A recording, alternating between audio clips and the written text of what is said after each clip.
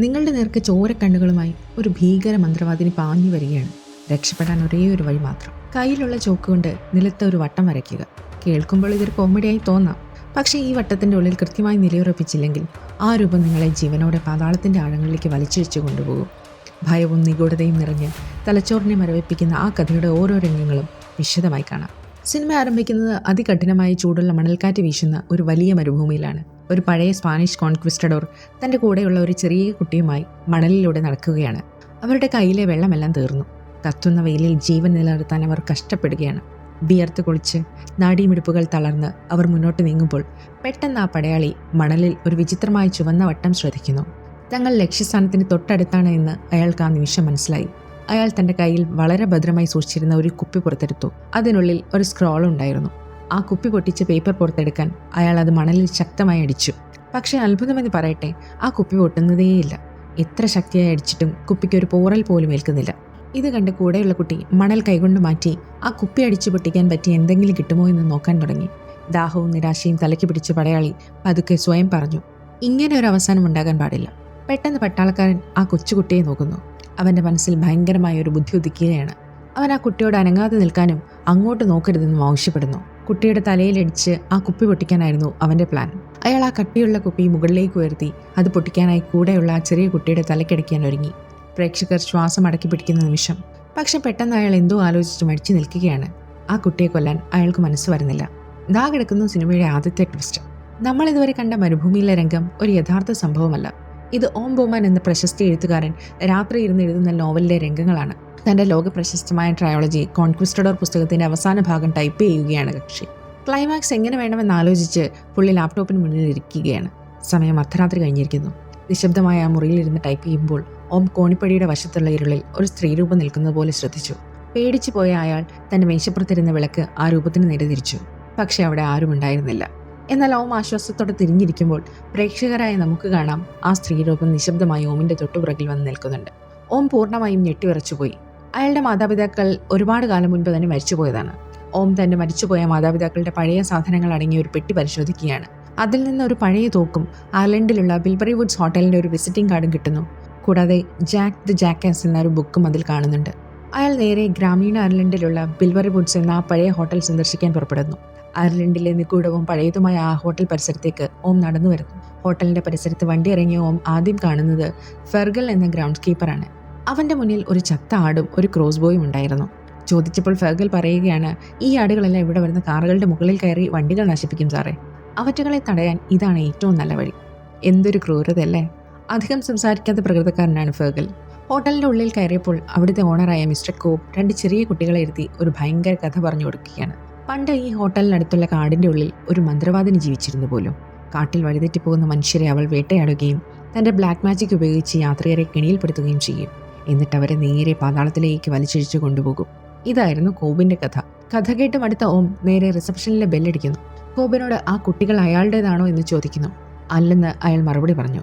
കുട്ടികളോട് അവരുടെ മാതാപിതാക്കളെ കണ്ടെത്താൻ ഓം ആവശ്യപ്പെടുന്നു. തുടർന്ന് ചെക്ക് ഇൻ ചെയ്യാനായി ഓം ഫ്രണ്ട് ഡെസ്കിൽ ചെന്നു. ഡെസ്കിന് പിന്നിൽ ആ ഹോട്ടലുടമ കോബിൻ്റെ മരുമകനും അവിടുത്തെ മാനേജറുമായ മാൽ നിൽപ്പുണ്ട്. കസ്റ്റമർ രജിസ്റ്ററിൽ ഓമിൻ്റെ പേര് കണ്ട മാത്രയിൽ മാലിൻ്റെ മുഖം വികസിച്ചു. അയാൾ വലിയ ആവേശത്തോടെ ഓമിനെ നോക്കി. തൻ്റെ മകന് വേണ്ടി ഓമിൻ്റെ ഒരു പുസ്തകത്തിൽ ഓട്ടോഗ്രാഫ് ഒപ്പിട്ട് തരുമോ എന്ന് ചോദിച്ചെങ്കിലും ഓം അത് നിരസിച്ചു. വരാൻ പോകുന്ന ഹാലോവീൻ പാർട്ടിയെക്കുറിച്ച് മാൽ ഓമിനോട് പറയുന്നുണ്ടെങ്കിലും തനിക്ക് ബഹളങ്ങളൊന്നുമില്ലാത്ത ഒരു ശാന്തമായ സ്ഥലത്ത് താമസിക്കാനാണ് താല്പര്യമെന്ന് ഓം വ്യക്തമാക്കുന്നു. റൂമിലേക്ക് പോകുന്ന വഴിയിൽ ഓമിന് റൂം മാറിപ്പോകുന്നുണ്ട്. എന്നാൽ ഹോട്ടലിലെ ബാർട്ടൻഡറായ ഫിയോണ അവിടെ എത്തി അയാളെ ശരിയായ റൂം കണ്ടെത്താൻ സഹായിക്കുന്നു. തൻ്റെ അമ്മയുടെ ഒരു പഴയ ഫോട്ടോയിലുള്ള ബിഗ് റെഡ്വുഡ് മരത്തെക്കുറിച്ച് അയാൾ അവളോട് ചോദിച്ചു. ഫിയോണ ആ മരം നിൽക്കുന്ന വഴി കൃത്യമായി കാണിച്ചു കൊടുത്തു. ഓം നേരെ കാട്ടിലേക്ക് നടന്നു. കാടിൻ്റെ ഉള്ളിൽ ആ വലിയ മരം ഓം കണ്ടെത്തി. തൻ്റെ മാതാപിതാക്കളുടെ ചിതാഭസ്മം അവിടെ വിതറി. അവരുടെ പേരുകൾ എഴുതിയ പാത്രങ്ങൾ ആ മരത്തിൻ്റെ ഒരു പൊത്തിനുള്ളിൽ ഭദ്രമായി വെച്ചു. തിരിച്ച് ഹോട്ടലിലേക്ക് നടക്കുമ്പോൾ ഓം വഴിയിൽ ജെറി എന്നൊരു വിചിത്ര മനുഷ്യനെ കാണുന്നു. അയാൾ മാജിക് മഷ്റൂമുകൾ ചേർത്ത പാൽ കുടിച്ചുകൊണ്ടിരിക്കുകയാണ്. അടുത്ത് ഒരു ചത്ത ആടിനെയും കാണുന്നു. വളരെ കാഷ്വലായി സംസാരിച്ച ജെറി ഓമിന് തൻ്റെ കയ്യിലുള്ള നാടൻ മദ്യം ഓഫർ ചെയ്തു. നമ്മുടെ എഴുത്തുകാരൻ അതും വാങ്ങിക്കുടിച്ചു. രാത്രി ഹോട്ടൽ ബാറിലിരുന്ന് ഓം തൻ്റെ നോവലിൻ്റെ ക്ലൈമാക്സ് ഫിയോണയോട് പറയുന്നു. പടയാളി കുട്ടിയെ കൊന്നിട്ടും ആ കുപ്പി പൊട്ടുന്നില്ല. അവസാനം നിരാശയോടെ അയാൾ മരുഭൂമിയിൽ നടന്നു മരിക്കുന്നു. ഇതായിരുന്നു ഓമിൻ്റെ ക്ലൈമാക്സ്. ഫിയോണയ്ക്ക് അത് ഒട്ടും ഇഷ്ടപ്പെട്ടില്ല. ഇത് എന്തൊരു ഇരുണ്ട ദുരന്തകഥയാണ് എന്നവൾ പറഞ്ഞു.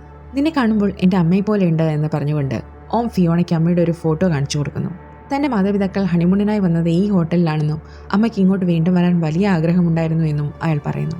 പിന്നെ എന്തുകൊണ്ട് വന്നില്ല എന്ന് ഫിയോണ ചോദിക്കുമ്പോൾ ഓം ആ ഭീകര സത്യം വെളിപ്പെടുത്തുന്നു.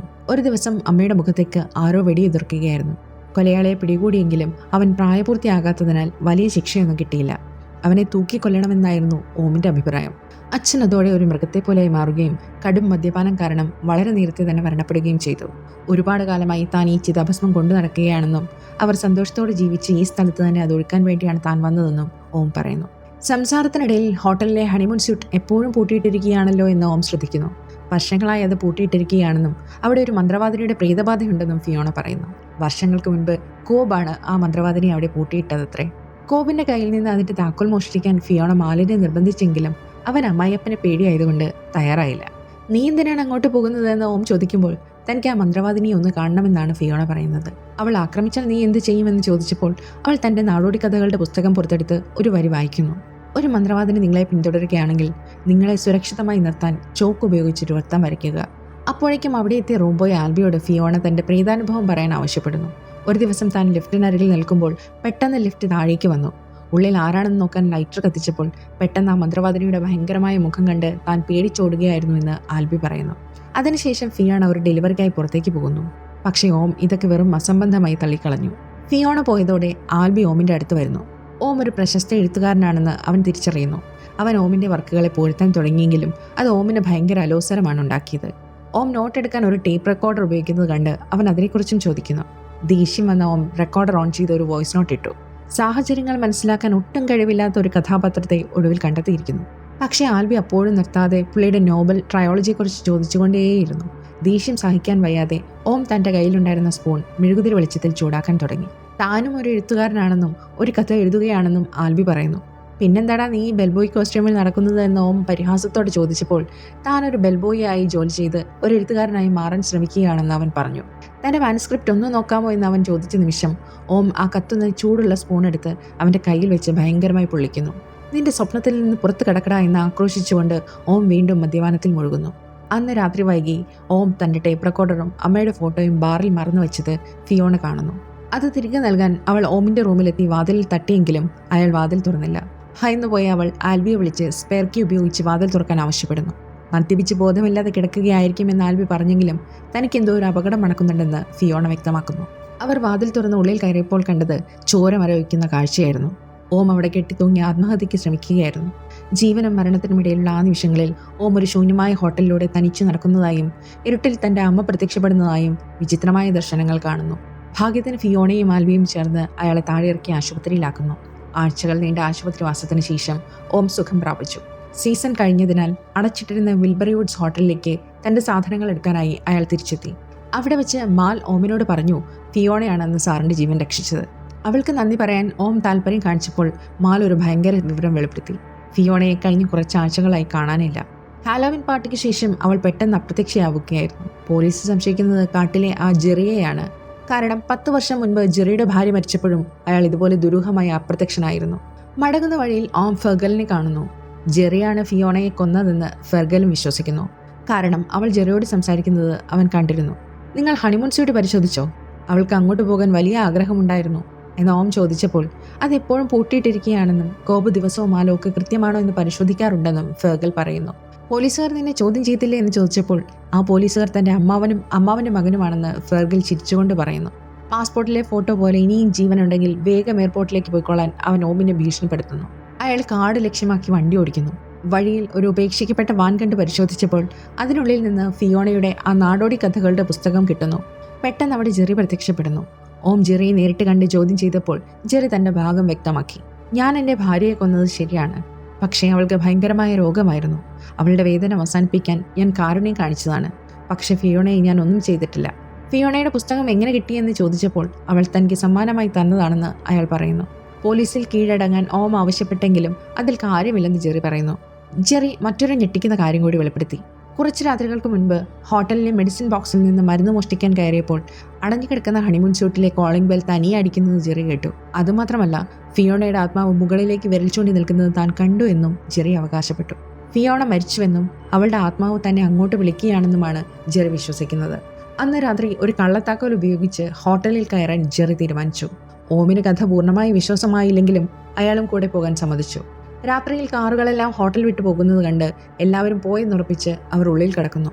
സുരക്ഷയ്ക്കായി ഫെർഗലിന്റെ ക്രോസ്ബോ എടുക്കാൻ പോയ ജെറിയെ ഇരുട്ടിൽ ഒളിച്ചിരുന്ന ഫെർഗൽ ആക്രമിച്ച് ബോധം കെടുത്തുന്നു. പുറത്ത് ഓം തന്റെ കയ്യിലുള്ള വിളക്ക് കേടായതുകൊണ്ട് അത് നന്നാക്കാൻ ശ്രമിക്കുകയായിരുന്നു. ശബ്ദം കേട്ട ഫെർഗൽ ക്രോസ്ബോയുമായി വന്നെങ്കിലും ഓം ഒരു വിധത്തിൽ ഒളിച്ചിരുന്നു. ഫെർഗൽ പോലീസ് സ്റ്റേഷനിൽ വിളിച്ച് താൻ ജെറിയെ പിടികൂടിയെന്നും വാനിൽ കയറ്റി അങ്ങോട്ടേക്ക് വരികയാണെന്നും അറിയിച്ച് വണ്ടി എടുത്തു പോകുന്നു. പെട്ടെന്ന് വീണ്ടും ഹണിമൂൺ സ്യൂട്ടിൽ നിന്ന് ബെല്ലടി കേൾക്കുന്നു. ഓമിന്റെ കയ്യിൽ താക്കോലുണ്ടായിരുന്നു.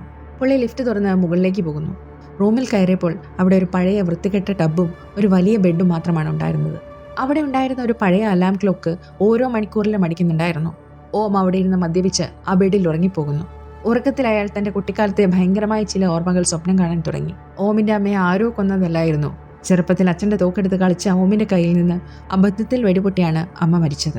ആ ഭയങ്കരമായ സത്യം അയാളുടെ മനസ്സ് കുറ്റബോധം കാരണം മറച്ചുവെച്ചതായിരുന്നു. കൂടാതെ ഒരു ഡോങ്കി കോസ്റ്റ്യൂം ഇട്ട ജാക്ക് ദ ജാക്കാസ്, ഒരു ഭയങ്കര മനുഷ്യന്റെ രൂപവും അയാൾ സ്വപ്നം കണ്ടു. ഓം ഞെട്ടി ഉണർന്നപ്പോൾ മുന്നിൽ മാൽ നിൽക്കുന്നത് കണ്ടു. താക്കോൽ കാണാതെ ആയപ്പോൾ കോബ് പരിഭ്രാന്തനായതുകൊണ്ട് താൻ തിരിഞ്ഞു വന്നതാണെന്ന് മാൽ പറയുന്നു. ഓം താക്കോൽ തിരികെ നൽകുന്നു.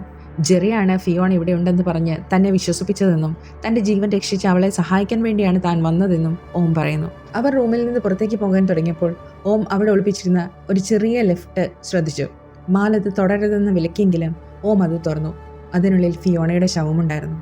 ശവം കണ്ടതോടെ മാൽ പൂർണ്ണമായി പരിഭ്രാന്തനായി റൂമിൽ നിന്ന് ഓടി പുറത്തിറങ്ങി വാതിൽ പുറത്തുനിന്ന് പൂട്ടി. ഓം ആ റൂമിൽ ശവത്തോടൊപ്പം കുടുങ്ങി. സിനിമയുടെ ഫ്ലാഷ് ബാക്കിലേക്ക് പോകുന്നു. ഇനി ആ ക്രൂരമായ സത്യം കാണാം. ഹാലോവിൻ രാത്രിയിൽ ഫിയോണ കൗണ്ടറിലിരുന്ന് ഓമിനെക്കുറിച്ച് ഓർത്ത് വിഷമിക്കുകയായിരുന്നു. അവളുടെ കയ്യിൽ ഓമിന്റെ ടേപ്പ് റെക്കോർഡർ ഉണ്ടായിരുന്നു. മാൽ അവൾക്ക് കുടിക്കാൻ ഒരു കപ്പ് ചായ നൽകുന്നു. അത് കുടിച്ച ഉടൻ തന്നെ അവൾക്ക് തലകറക്കവും അസ്വസ്ഥതയും അനുഭവപ്പെടുന്നു. മാൽ അവളെ താങ്ങി പിടിച്ച് ഹണിമൂൺ സ്യൂട്ടിലെത്തിച്ച് ആ ചെറിയ ഫ്ലൈറ്റ് ലിഫ്റ്റിലിരുത്തി താഴേക്ക് വിടുകയായിരുന്നു. ദിവസങ്ങളോളമായി ഇരുണ്ട ബേസ്മെന്റിൽ വെള്ളവും വായുവും ഇല്ലാതെ കിടന്നാണ് അവൾ ക്രൂരമായി മരിച്ചത്. വീണ്ടും പ്രസന്റിലേക്ക് വരുമ്പോൾ ഓം അവളുടെ ശവത്തിന്റെ കയ്യിൽ നിന്ന് തന്റെ ടേപ്പ് റെക്കോർഡർ എടുത്ത് പ്ലേ ചെയ്യുന്നു. അവൾ മരിക്കുന്നതിന് മുൻപ് റെക്കോർഡ് ചെയ്ത സന്ദേശങ്ങളായിരുന്നു അതിൽ. അവൾ ബേസ്മെന്റിൽ കുടുങ്ങിക്കിടക്കുകയാണെന്നും അവൾ ഗർഭിണിയാണെന്നും അതിന്റെ ഉത്തരവാദി മാലാണെന്നും അവൾ പറയുന്നു. അവൾ ആ കുഞ്ഞിനെ പ്രസവിക്കാൻ തീരുമാനിച്ച വിവരം മാലിന് ഒട്ടും ഇഷ്ടപ്പെട്ടിരുന്നില്ല. കോവിഡ് അറിഞ്ഞാൽ തന്റെ കുടുംബജീവിതവും പണവും നഷ്ടപ്പെടുമെന്ന് ഭയന്നാണ് മാൽ ഈ ക്രൂരത ചെയ്തത്. തന്നെ ഇങ്ങനെയൊരു നരകത്തിൽ പൂട്ടിയിട്ട് കൊല്ലുമെന്ന് അവൾ സ്വപ്നത്തിൽ പോലും വിചാരിച്ചിരുന്നില്ല. താൻ രക്ഷപ്പെടാൻ പരമാവധി ശ്രമിക്കുമെന്നും ഇനി തനിക്ക് എന്തെങ്കിലും സംഭവിച്ചാൽ ഇത് കേൾക്കുന്നവർ മാലാണ് കുറ്റക്കാരൻ എന്ന് ലോകത്തെ അറിയിക്കണമെന്നും അവൾ പറയുന്നു. ലിഫ്റ്റിന്റെ താഴേക്കുള്ള ബട്ടൺ കേടായതുകൊണ്ട് തനിക്ക് മുകളിലേക്ക് വരാൻ പറ്റുന്നില്ലെന്ന് ഫിയോണ റെക്കോർഡിങ്ങിൽ പറയുന്നുണ്ടായിരുന്നു. ഓം റൂമിൽ ഒരു ചെറിയ ദ്വാരം കണ്ട് അതുവഴി രക്ഷപ്പെടാൻ നോക്കുന്നു. ഒരു അയഞ്ഞ സ്ക്രൂ കണ്ട് അയാൾ ഒരു കത്തി ഉപയോഗിച്ചത് അഴിക്കാൻ ശ്രമിക്കുന്നു. ഈ സമയം ഓമിന്റെ തൊട്ടുപിറകിൽ അവന്റെ അമ്മയുടെ പ്രേതം നിൽപ്പുണ്ടായിരുന്നു. പക്ഷേ ഓം ഇതറിയാതെ ജോലി തുടരുന്നു. അതേസമയം ഫെർഗലിന്റെ വാനിന്റെ പുറകിൽ കിടന്നിരുന്ന ജെറിക്ക് ബോധം വരുന്നു. ഫെർഗൽ അറിയാതെ അവൻ വാനിന്റെ പുറകിലെ വാതിൽ തുറന്ന് റോഡിലേക്ക് ചാടി രക്ഷപ്പെടുന്നു. പെട്ടെന്ന് ലിഫ്റ്റ് തനിയെ താഴേക്ക് പോകുന്നത് അയാൾ കാണുന്നു. റൂമിലെ ലൈറ്റുകളെല്ലാം തനിയെ ഓഫാകുന്നു. ഓം പേടിയോടെ വിളക്ക് കയ്യിലെടുക്കുന്നു. പെട്ടെന്ന് റൂമിലെ TV തനിയെ ഓണാകുന്നു. അതിൽ ഓമിന്റെ കുട്ടിക്കാലത്തെ ഷോ ആയ ജാക്ക് ദ ജാക്കാസ് വരുന്നു. ജാക്ക് കുട്ടികളുടെ കത്തുകൾ വായിക്കുകയാണ്. ഒരു കുട്ടി തൻ്റെ അച്ഛൻ്റെ തോക്ക് വെച്ച് കളിച്ച് അബദ്ധത്തിൽ സ്വന്തം അമ്മയെ വെടിവെച്ച് കൊന്നു. ഇപ്പോൾ അവൻ്റെ അച്ഛന് അവനെ ഭയങ്കര വെറുപ്പാണ്. ഇത് കേട്ട് ജാക്ക് പറയുകയാണ്, അത് ആ കുട്ടിയുടെ തെറ്റ് തന്നെയാണ്. അവൻ തോക്ക് വെച്ച് കളിക്കാൻ പാടില്ലായിരുന്നു. അവൻ്റെ അശ്രദ്ധ കാരണം അച്ഛൻ്റെ ഭാര്യ മരിച്ചെങ്കിൽ അച്ഛൻ അവനെ വെറുക്കുക തന്നെ ചെയ്യും. TV തനിയെ ഓഫാകുന്നു. പുറത്തേക്കുള്ള വഴി അന്വേഷിക്കുന്നതിനിടയിൽ ഒരു പാത്രത്തിനുള്ളിൽ കൈകൾ കൊണ്ട് ദിശ കാണിച്ചു തരുന്ന പഴയ സ്പാനിഷ് കോൺക്വിസ്റ്റഡോറെയും കുട്ടിയെയും ഓം കണ്ടു.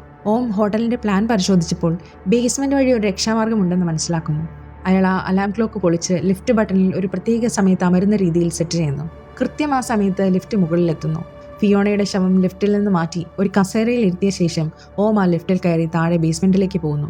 ബേസ്മെന്റിലെത്തിയ ഓം വിളക്കിന്റെ വെളിച്ചത്തിൽ ചില വിചിത്രമായ സാധനങ്ങൾ അവിടെ തൂങ്ങിക്കിടക്കുന്നത് കാണുന്നു. മുന്നോട്ട് നടന്ന അയാൾക്ക് അതൊരു ഡെഡ് എൻഡ് ആണെന്ന് മനസ്സിലായി. പെട്ടെന്ന് ടേപ്പ് റെക്കോർഡറിൽ ഫിയോണയുടെ അടുത്ത സന്ദേശം പ്ലേ ആകുന്നു. ഇവിടെ താഴെ നിഗൂഢമായ എന്തോ ഒന്നുണ്ട്. പെട്ടെന്ന് ഭയങ്കരമായ ഒരു അലർച്ച കേട്ട് ഓം തിരികെ ഓടാൻ നോക്കുന്നു. ചുവരുകളിൽ ചില വിചിത്രമായ എഴുത്തുകളും നിലത്ത് ഒരു ചോക്കും അയാൾ കാണുന്നു. ഓം ആ ചോക്ക് കയ്യിലെടുക്കുന്നു. അലാം അടിക്കാറായതുകൊണ്ട് ലിഫ്റ്റ് മുകളിലേക്ക് പോകാൻ തുടങ്ങുന്നു. ഓം ഓടിച്ചെന്ന് ലിഫ്റ്റിൽ കയറുന്നു. പെട്ടെന്നിരുട്ടിൽ ആ മന്ത്രവാദിനി നിൽക്കുന്നത് ഓം കാണുന്നു. ലിഫ്റ്റ് മുകളിലെത്തിയ ഉടൻ തന്നെ അത് വീണ്ടും താഴേക്ക് പോകാൻ തുടങ്ങിയപ്പോൾ ഓം പുറത്തേക്ക് ചാടുന്നു. താഴേക്ക് നോക്കിയ ഓം കാണുന്നത് ആ മന്ത്രവാദിനി ഭയങ്കര വേഗതയിൽ പടികൾ കയറി മുകളിലേക്ക് വരുന്നതാണ്. ഓം ഓടിച്ചെന്ന് റൂമിൽ കയറി വാതിലടയ്ക്കുന്നു.